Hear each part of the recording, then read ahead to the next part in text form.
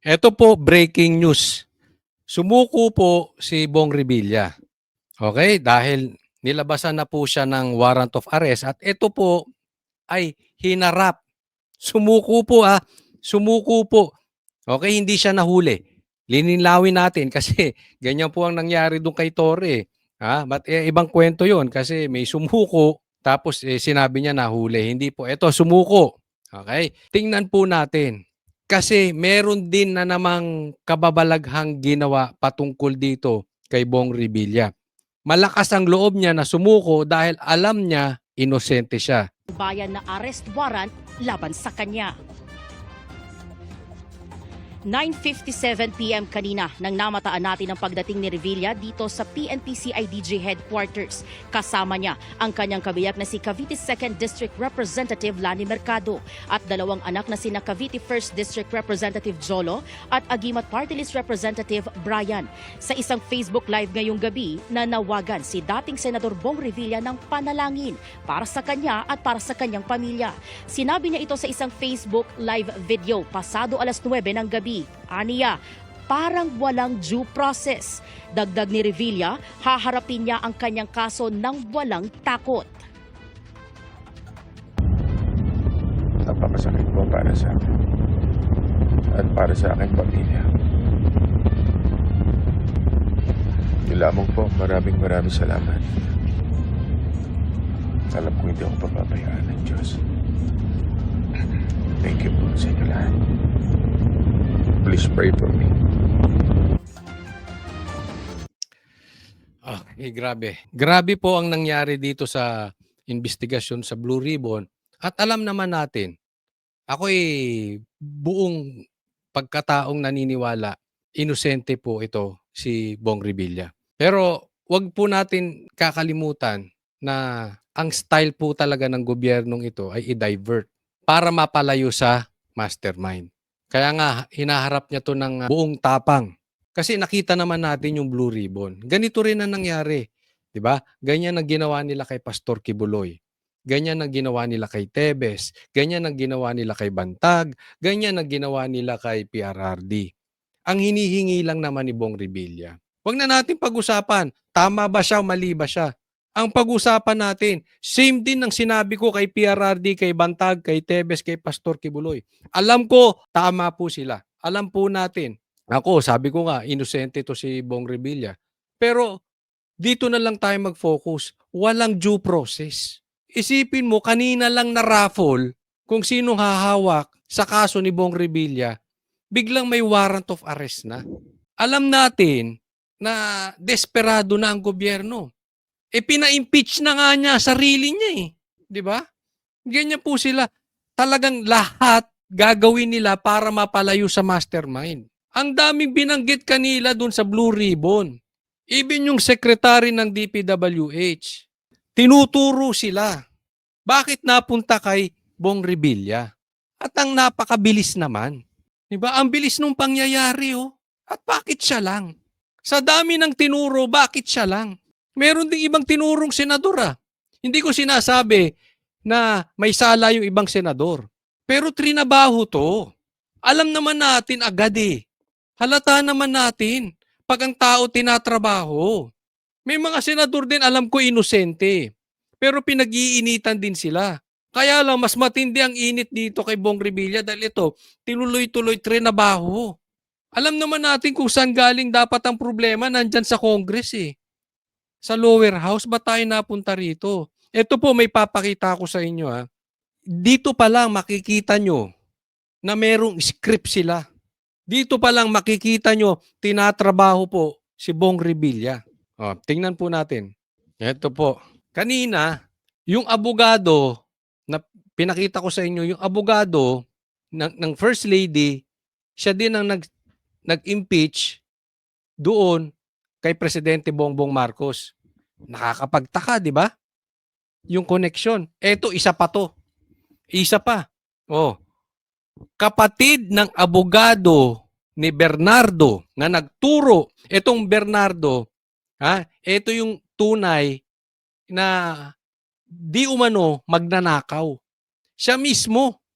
Kaya nga naging state witness yan eh. Kaya nga nagbalik ng pera. Ibig sabihin, eto nagnakaw. Eto may problema sa korupsyon. Etong si Bernardo. Samantalang yung mga tinuro niya na iba, asaan? Bakit hindi niya rin maturo si Romualdez? Siya hayahayang buhay. Di ba? Siya yung umaming nagnakaw. Siya yung pinapanigan ngayon. Kaya itong Bernardo na ito ay tanim testigo. Ito ang nagpahirap sa atin. Ito ang may problema sa Ghost Project. Ito yung may problema sa flood control scandal. Ito si Bernardo. Ngayon, ito si Bernardo. Kapatid niya, kapatid ng abogado ni Bernardo, ang nag-issue ng warrant kay Bong Revilla. Di umano. Tingnan nyo yan. Tingnan nyo yung pangalan. Carl B. Miranda. Totoo ba yan? Ha? Ito ang pumirma. Kapatid mo, Carl B. Miranda, yung abogado ni Bernardo, yung nag-issue ng warrant. Bay, dapat i-check to. Ha? Dapat i-check to ng korte. Bay, hindi po pwedeng ganito. Dahil kung ito'y may katotohanan, pang-aabuso po ito sa posisyon. Pang-aabuso ito ng kapangyarihan. Po pwede ba ito? Ikaw mag-i-issue ng warrant, abogado, kapatid mo? Anong klase yan? Diba, nakikita nyo na yung script?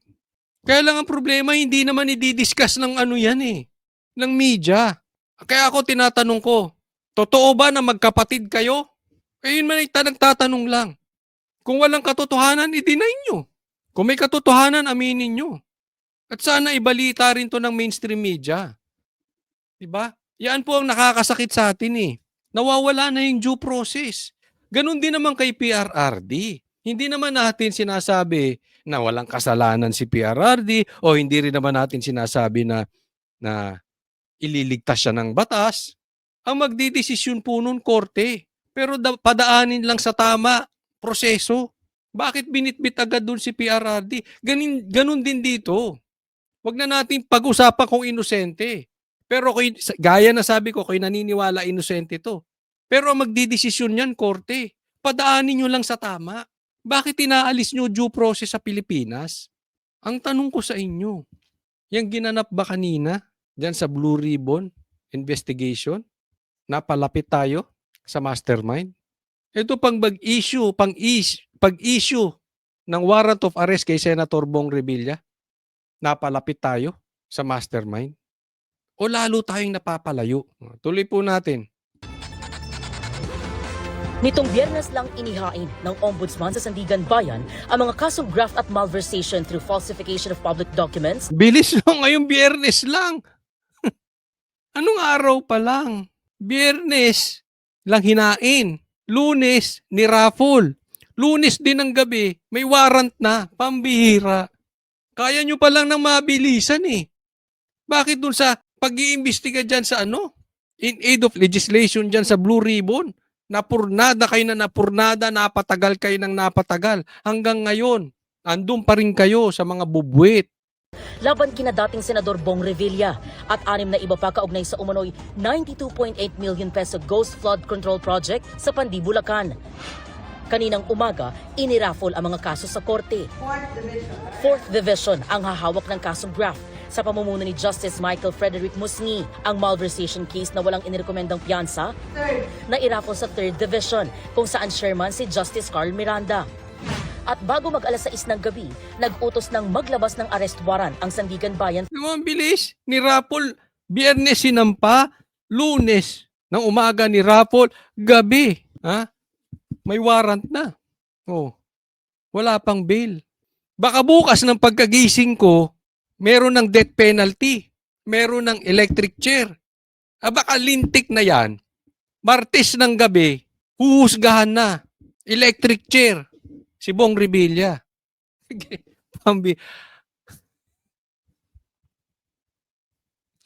Hindi ko alam talaga. Alam nyo, hindi ko alam kung magagalit ako sa ginagawa nitong mga ito o tatawa na lang ako eh. Circus po ito nangyayari.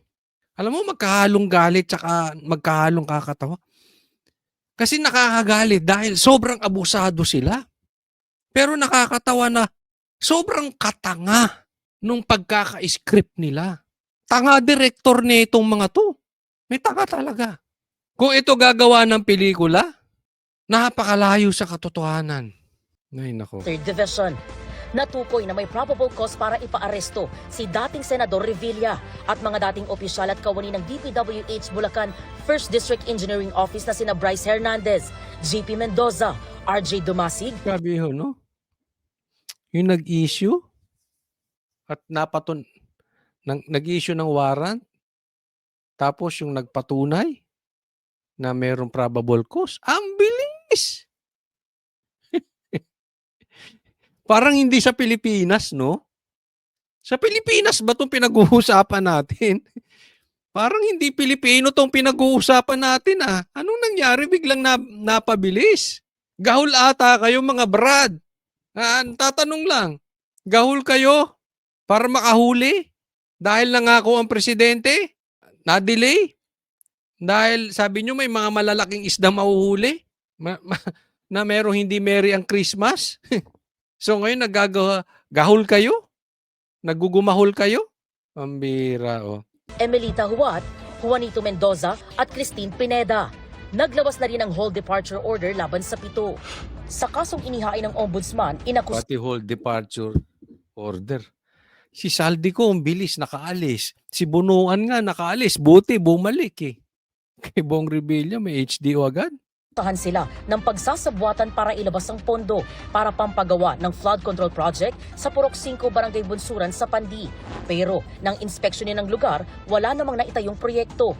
Ayon sa ombudsman, para mailabas ang kabuang project cost, nagpalsipika umano ng mga accomplishment report at nag-issue ng mga peking billing document. Sa mga testimonya ni dating DPWH USEC Roberto Bernardo, isa si Revilla sa mga idiniin niya sa issue ng kickback sa mga flood control project. 2024 nang magtagpo umano sila ni Revilla kung saan ibinigay umano ni Bernardo kay Revilla ang listahan ng mga proyekto mula kay dating DPWH Bulacan 1st District Engineer Henry Alcantara. 25% umano ang napag-usapang commitment para sa nooy senador. Noong Nobyembre, Alam nyo kaya sinungaling ito eh. Puro salaysay niya. Kasi pwedeng diktahan eh. At ang balita po natin, pabago-bago po ito. Iba na nga yung sinabi niya at iba na yung naisampa. Alam nyo, hindi po natin tatantanan to. Kasi merong sa likod to eh. At ito po titingnan natin. Dahil sa ginagawa nito sa Bernardo, nakakaligtas yung mga mastermind. Malaking tao po kasi ito si Bong Revilla. Senador, dating senador. Pamilyang artista, pamilyang politiko, napakalakas sa Cavite. Ang tanong, nagturo, may ebidensya ba? Sana naglabas siya ng ebidensya. Wala nga siyang ebidensya eh. Puro yung salaysay lang niya. Ito ba ay dapat nating paniwalaan?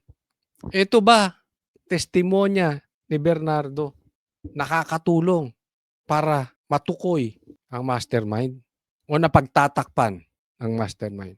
Kayo na po sumagot. Basta ako, alam ko kung anong nangyayari.